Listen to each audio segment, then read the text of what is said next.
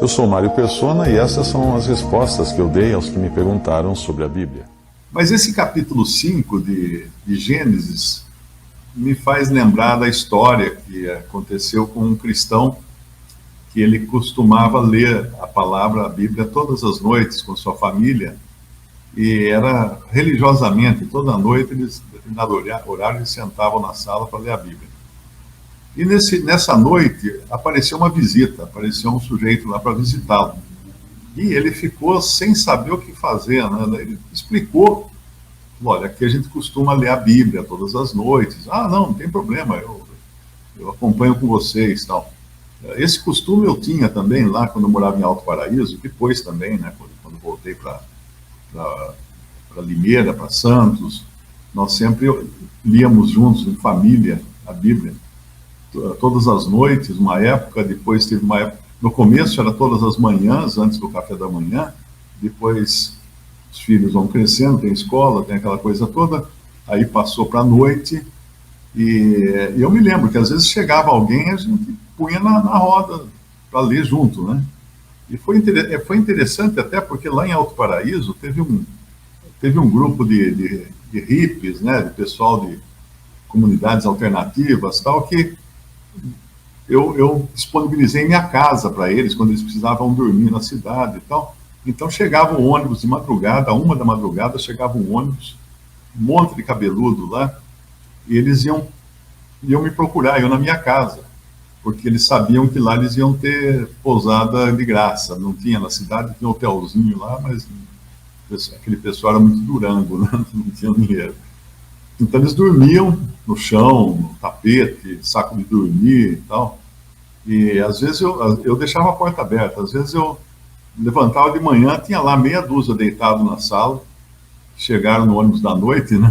Nem conhecia quem era, mas eles já se comunicavam, na época não tinha WhatsApp, não tinha nada, mas eles se comunicavam por cartas, né? E davam as direções para as pessoas me encontrarem em Alto Paraíso. E de manhã era interessante, porque de manhã, nesse tempo, nós tínhamos só a Lia, que era bebezinha ainda, era pequenininha, ela ficava no cadeirão dela de manhã, na hora que a gente sentava para tomar o café, e eles sentavam em volta da mesa, e eu dava uma Bíblia para cada um, tinha uma pilha de Bíblia em casa, cada um pegava uma Bíblia, eu falava assim, e um hinário. Aí eu falava: olha, aqui é o seguinte, a gente canta um hino de manhã, lê um capítulo do Antigo Testamento e um capítulo do Novo Testamento. 5 versículos cada um. Tudo bem com vocês? Ah, tudo bem, né? Se eles não participassem, não tinha café da manhã, não tinha boia. Então a gente fazia isso todas as manhãs, e era interessante, porque teve gente que se converteu lá nessa época, né? Escutavam a Bíblia e acabaram se convertendo. Mas eu me lembrei aqui de um homem cristão que fazia a mesma coisa. Essa história alguém me contou, ou eu li em algum livro, e nessa noite que ele ia reunir a família para ler a Bíblia, tocou a campainha, chegou uma visita, chegou um amigo dele lá. Ah, nós vamos ler a Bíblia, não tem discussão. Ah, tudo bem, pode ler. E eles faziam em sequência, né, lendo a Bíblia. E quando o dono da casa abriu a Bíblia para ver qual seria o capítulo dessa noite, era Gênesis 5. Aí ele ficou sem saber o que fazer, porque ele pensou: puxa vida, uma chance dessa, eu podia ler hoje um capítulo mais evangelístico, né? Alguma coisa do Novo Testamento, tal. E ele ficou pensando se ele devia esquecer aquele capítulo e partir para um outro, mas no fim, o Senhor pôs no coração dele para continuar do jeito que estava. E ele leu, então, eles leram naquela noite aquele capítulo, e quando terminaram de ler, o homem estava totalmente pasmo, né? O visitante estava muito assustado, porque ele nunca tinha pensado que ele vai morrer. Porque aqui é fulano nasceu, teve filho e morreu. Cicrano nasceu, teve filho e morreu. Morreu, e isso tocou o coração dele. Ele se converteu naquela noite ali, quando ele viu a morte de perto.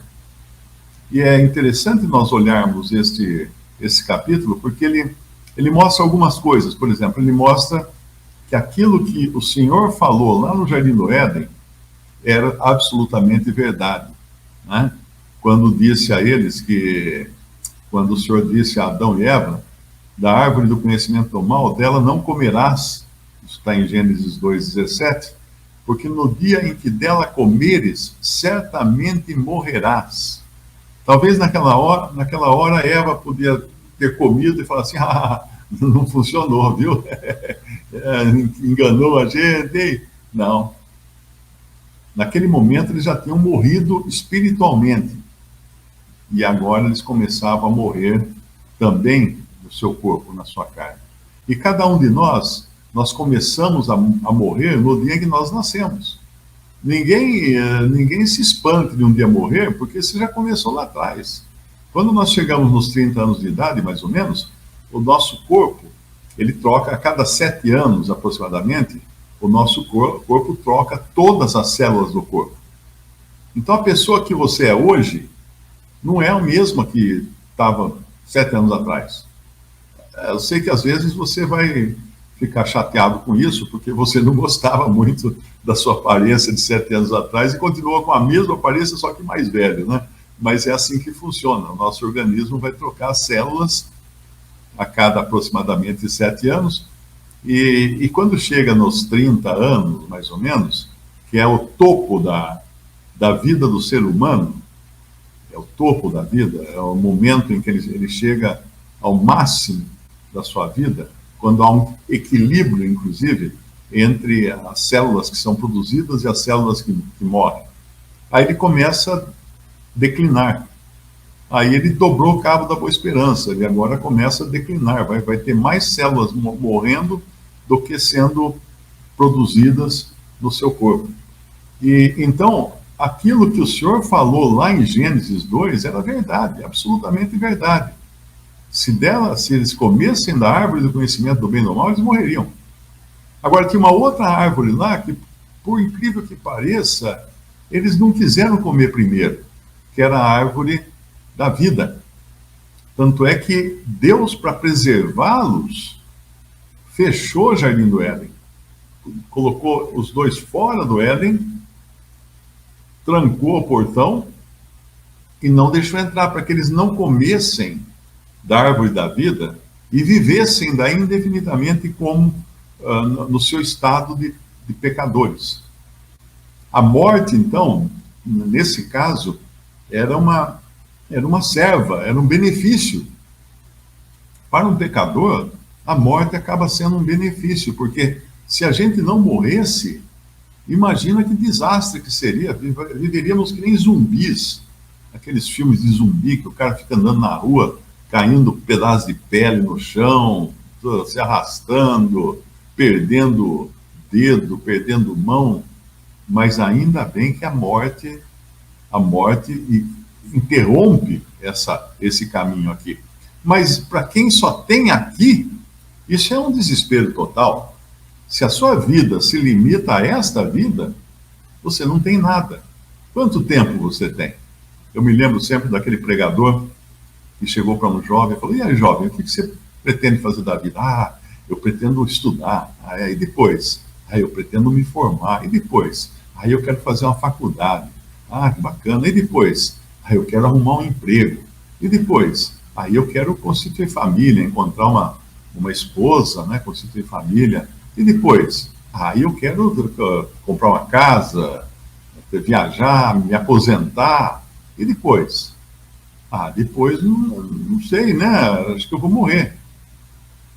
Aí ele falou para o jovem, assim: meu filho, se a expectativa de vida sua é essa, que acaba com a morte, você está muito pobre. Essa é uma expectativa muito pobre de vida. Toda expectativa de vida que acaba com a morte, pode durar no máximo que 80 anos, 100 anos. Aqui durava 900 e tantos anos, né? Ainda assim era uma expectativa de vida pobre, muito pobre. E nós vemos que tem apenas um aqui, então, que não morre, né? Que Enoque não morre. Se alguém perguntar como que está Enoque hoje, eu não sei. Eu sei que ele não morreu. A Bíblia não revela, mas ele também não ressuscitou. Nós devemos lembrar sempre disso. Porque o Senhor Jesus é as primícias dos que dormem. Então ninguém ressuscitou antes dele. Ele é o primeiro fruto, os primeiros frutos daqueles que dormem. Então, a sua ressurreição é inédita. Ela aconteceu e é inédita. Mas o que a gente aprende de Enoque é o seguinte, que ele viveu 962 anos e morreu. Olha, perdão, esse foi Jered, né? Viveu Enoque, versículo 21, 65 anos, gerou Matusalém.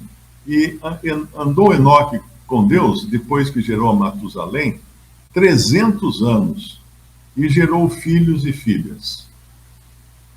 E todos os dias de Enoque, 365 anos. Agora, veja que interessante, Enoque não tinha mais o que fazer, porque a vida dele inteira, praticamente a vida inteira, foi andar com Deus. Ele andou com Deus a vida inteira. Claro que ele tinha as outras coisas que ele fazia, mas o que marca a sua passagem aqui pelo planeta Terra foi ter andado com Deus 360 anos, né? 365 anos, se contar os primeiros 65 anos de vida. Andou com Deus. Quanto tempo eu andei com Deus? Nem sei. Não andei com Deus todo esse tempo. Eu me converti aos 22 ou 23 anos, em 1978, e é claro que daí para frente a gente dá 2 passos para frente e 1 para trás, né? Na nossa comunhão com o Senhor, porque é andando e dando cabeçada, mas ele deixa um rastro, então, de fé, que é andar praticamente em período integral com Deus. Tem até um irmão que ele falava assim, que Enoque andou tanto com Deus, que chegou um dia que o Senhor falou para ele assim, Enoque, agora que você está mais perto da minha casa do que da sua, por que você não fica aqui, né? E aí ele ficou. Por isso que ele não voltou mais. Por isso que ele foi levado por Deus para a presença do Senhor no céu. Visite respondi.com.br. Também 3minutos.net. Baixe os e-books ou adquira os livros.